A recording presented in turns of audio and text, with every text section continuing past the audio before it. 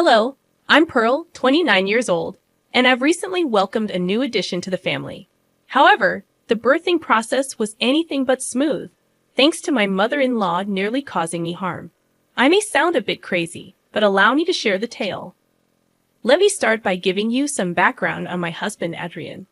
We met in college and instantly clicked, falling in love almost immediately. Our connection was extraordinary, and I knew he was the one. After graduation, we moved in together, and while I had no complaints about Adrian, his mother Becky was a different story. Adrian and his family, originally from Missouri, moved to my state when he was 12. With their charming southern accents and unique customs, I attributed Becky's mistreatment of me to cultural differences. She disapproved of me taking her son away and resented the fact that the rest of Adrian's family adored me. Without any specific reason, I became the target of her disdain. Despite her constant snide remarks and belittling of my achievements, Adrian stood by my side, putting a stop to her behavior. After 7 years of dating, we decided to tie the knot in a small, intimate ceremony. Although Becky tried to cause trouble, we quickly quashed it by making it clear that she needed to behave or face consequences. Married life only strengthened my bond with Adrian's family. Whenever his relatives visited, they chose to stay with us instead of a hotel, much to Becky's displeasure. She continued her attempts to sabotage me, but the support I received from others remained unwavering. Eventually, Adrian's relatives refused to interact with Becky without our presence, as they discovered she treated them just as poorly as she treated me. After 3 years of marriage, I began experiencing unusual abdominal pains. Brushing it off initially, I decided to get it checked, only to discover I was 4 months pregnant. The news was surprising, considering I hadn't shown any visible signs of pregnancy. Excited to share the news with Adrian upon his return home, little did I know the challenges that lay ahead. I prepared a lavish dinner and uncorked a fine bottle of wine. "Welcome home, sweetie," I exclaimed, catching my partner off guard. Curious, they questioned the extravagant setup. "What's with the fancy dinner? Why don't you sit down first?" I gestured for them to take a seat. "I have some news to share with you." "Okay, should I be worried?" I reassured them. "Absolutely not. In fact, I think you're going to be really happy." "All right, I'm excited." Spill. "So, you know how I've been experiencing those weird stomach pains?" I began. "Well, I went to the doctor today, and she ran some tests. Turns out my stomach is perfectly normal." Their curiosity piqued, they asked, "What was it then?" "Turns out, I'm pregnant," I revealed. "Oh my gosh, are you serious?" they exclaimed, surprised. "The best part is that I'm 4 months along." They were incredulous, asking, "How is that even possible?" "It's a hidden pregnancy. I haven't had any other symptoms, and those pains were actually kicks," I explained. Overwhelmed, they responded, "Oh my God, this is big news. I'm so happy." "I am too. And this couldn't be happening at a better time. We're finally doing well financially, and I was going to ask you if we could start trying anyway," I shared. Concerned about announcing the news, they expressed, "Oh, we're going to have to tell everyone about that. I'm worried about the way your mother is going to react." Acknowledging the tension with my mother-in-law, I replied, "You know how much she hates me. She hates that everyone loves me.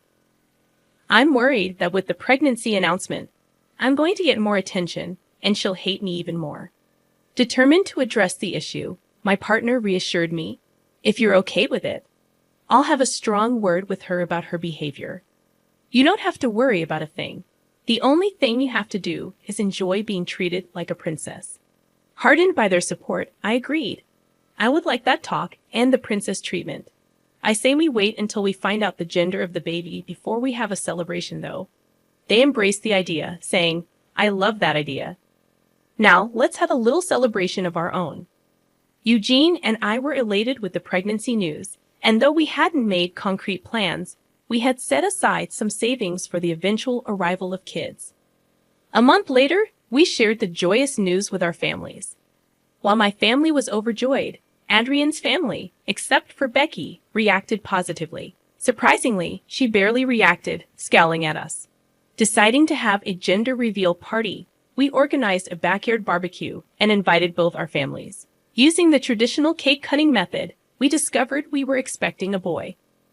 I was elated and eager to start decorating our nursery after the gender reveal party. Throughout the entire celebration, I felt like a queen, receiving abundant attention and numerous questions. However, my joy took a turn when I noticed Becky's absence. After some inquiry, I discovered she was in the house, prompting me to seek her out. Inside our home, I found her at the top of the stairs. Puzzled, I asked, "Becky, what are you doing here?" "The party's downstairs." Her response shocked me. "Oh, I'm just trying to find proof." "Proof of what?" "Of your lies." Surprised, I retorted, "Excuse me, what lies?" "Come on now, ain't nobody believing that you got a baby in there. Are you trying to tell me that you think my pregnancy is fake?" "Of course. You're too tiny to be 7 months pregnant. There ain't no child in there," she declared dismissively. Defending myself, I explained, "Every woman experiences pregnancy differently. Just because I'm not as big as I'm supposed to be doesn't mean I'm not pregnant. Don't you dare lie. You just want everyone's attention." "Why would I fake a whole pregnancy just to get attention? And why would I want attention in the first place? I'm of your kind. You're jealous that my son pays me all the attention when I come over, and you want to take that away." Feeling unfairly accused, I responded, "Becky, I think you're projecting some of your feelings onto me, and I really don't appreciate that. I have no need for attention because I naturally get it. You're trying to steal from me, and I do not appreciate that." Exasperated, I warned her, "Look, you're stressing me out, and that is not good for the baby. I'm just going to go. Stop trying to steal the spotlight. No one gives a darn about you." The last thing I remember was her pushing me down the stairs, resulting in excruciating pain. When I woke up in a hospital bed with a tube in my hand and abdominal pain, I was disoriented. Eugene, sitting beside me, explained that I had fallen down the stairs and lost a lot of blood. They had to induce my pregnancy, and I had given birth. Desperate to know about my baby, Eugene hesitated, saying they were doing everything to stabilize our child, but he couldn't provide further details. "Where is he? I need to see him." "He's in the ICU, and I assure you he's in good hands. You have nothing to worry about. There's nothing more you can do. Don't blame yourself for anything. Once we get a donor for you, we can focus on our child, okay?" "Yeah, but I'm not blaming myself." "Good. I have someone else to blame." "What do you mean?" "I'll let you know, but could you please bring your mother down here?" "Why? Just please don't ask questions. I'm going through enough. Bring her here and tell her everything that happened in front of me. I'll explain everything else after." "Okay, but first let's get you your blood, and then we'll do everything else that you wanted." "Yeah, okay." Eugene went to talk to my doctor, and thankfully they had found a donor who was willing to donate immediately for me. The stress of everything made me fall right back asleep after the blood transfusion. I had so many emotions swirling through me, and I didn't know what to make of them. On one hand, I was grateful that my son was still alive, but I also knew that he might grow up with some developmental issues. I didn't have a problem with that, but the fact that Becky would be the reason that my son struggled made me feel hot with anger. I was asleep for a good 3 hours, and when I woke up, I felt much better.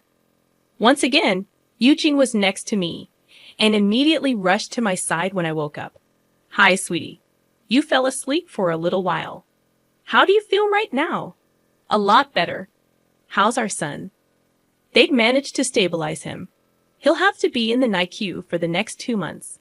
Will I be able to hold him?" "Not yet, but soon. I promise. Until then, we will definitely get to see him. I saw him, and he looks adorable."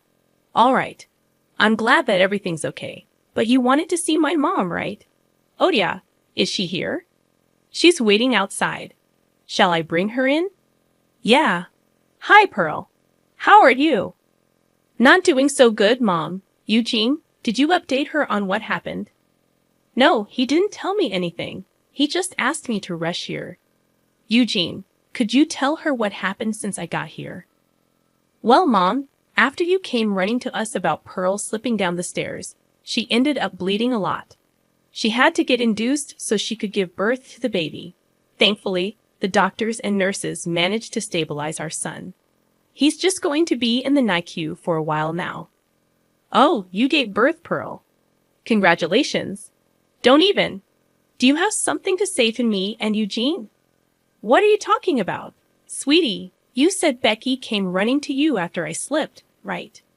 Yes, and I'm so grateful that she saw it because none of us heard you fall. Great. Now, Becky, should I be the one to tell him, or will you do it yourself? What is she talking about, Mom? Oh, I don't know. She just gave birth. She's probably just making things up. She's probably suffering from mommy brain. Lord knows I had a bad case of it after I gave birth to you. Do not even try to make this into something as arbitrary as that, Eugene. Your mother pushed me down the stairs. What? You remember? I was overcome with emotion when I finally cradled my son, and Eugene shared in my tears. The realization that we had almost lost him left me feeling nauseous. Word spread that our son was back home, and somehow, even Becky got wind of it. She acquired another phone number just to reach out to us. Seeing that our responses were non-existent, she took it upon herself to show up unannounced at our house. Fortunately, Eugene answered the door. If I had, I might have given her a piece of my mind, or worse, physically confronted her for the stress she had caused my family. Becky looked worn and aged compared to our last encounter, tears in her eyes as she pleaded with Eugene to talk to her. Please, talk to me, Mom. You need to stop trying to contact us. How can I not? My son won't talk to me, and I don't get to see my grandson. You think you get to see our son. You don't think we're in pain from not being able to hold our little boy. I really am sorry. Please at least talk to me. I thought I was doing something right. How is pushing my wife down a flight of stairs the right thing to do? She's always been trying to steal everyone's attention. I see the way she tries so hard, and it's just so darn hard to keep my anger in check. You have no idea how insane you sound right now. I do not. I was trying to do what was best for you. Best for me? How is this best for me? I always knew you could do so much better than Pearl. I was just trying to get you to see that by almost killing my child and wife. Are you kidding me right now? What you did was not done for me, but because you couldn't handle the fact that there was someone better than you and your family. Pearl is not better than me. Oh, she is in every way. She cooks better food and has a much better temperament than you. Why do you think more of our family has started coming over to our place for Thanksgiving when we host? Nobody can stand you and your entitlement. You take that back right this second. That is no way to speak to your mother. No, I will speak to you the way you deserve to be spoken to. You made our lives a nightmare from the start, and I have been silent about it only because Pearl begged me not to damage my relationship with you. Okay, I get it. I'm a horrible mother. You are. You absolutely are.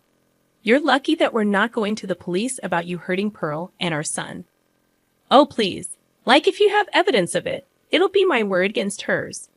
Who said we didn't have evidence? Don't try and bluff me right now. Look, Pearl and I are exhausted, and we want this time to be as calm as possible.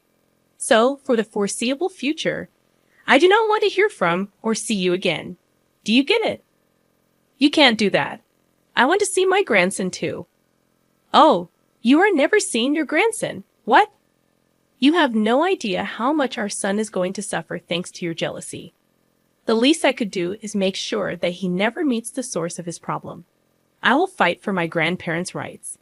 Go for it. Bye. Eugene was furious that Becky still had the audacity to even show up. If it were me in her place, I would never have shown my face to my family. But hey, everyone's different, I guess. Becky did not give up on trying to contact us. Not only would she call and text us a whole bunch of times, but she would also show up at our doorstep and make a huge ruckus until we opened the door. So Eugene and I did the only sensible thing and got a restraining order against Becky. She once again did not like that, but I was so tired by this point that I really did not care. Thankfully, Eugene and I dealt with Becky just in time for us to take our son home. Let me tell you, holding him for the first time made me sob and feel so grateful that he was still alive. Eugene and I decided to use the next few months to just bond with our child. So we didn't let anyone come over to see the baby. Thankfully, after everything that happened, everyone was happy to comply. Becky, however, did not stop trying to bother us. One day, we actually received the summons to come to court because Becky was trying to fight for her grandparents' rights. That threw me into a blind rage. I couldn't believe that she was actually trying to claim grandparent rights when she almost killed me and the grandson she so desperately wanted to see. I asked Eugene to gather the evidence and made our way to a lawyer's firm. We hired a good lawyer, showed him the evidence, and he told us that we could charge Becky, even though we didn't want to do it earlier. After dealing with her harassment for months, we decided to press charges against her.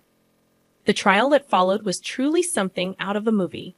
Becky cried and sobbed at first because we were neglecting her and not letting her visit her only grandson. I could tell that the jury was a little sympathetic towards her, but I knew I had the most incriminating piece of evidence for her. When the footage of her pushing me down the stairs played, everyone in the room went silent, and Becky grew pale. After the first hearing, Becky blasted us with calls and texts, accusing us of hiding the truth from her. We figured it was in the best interest that we blocked her. After a couple of weeks, Becky was charged with attempted murder of an unborn child and was sentenced to 6 months in jail. All her appeals were denied, and Eugene and I couldn't have been happier. Of course, word got around in Eugene's family as well about what Becky had done, and let's just say that nobody wants anything to do with her anymore. She's going to have a tough time when she's done with her sentence. As for Eugene and me, we're gradually getting used to being first-time parents, and we're loving every second of it. I'm just glad we get to do it stress-free. We were considering moving, but that's a decision to make for a later time. Thank you so much for listening.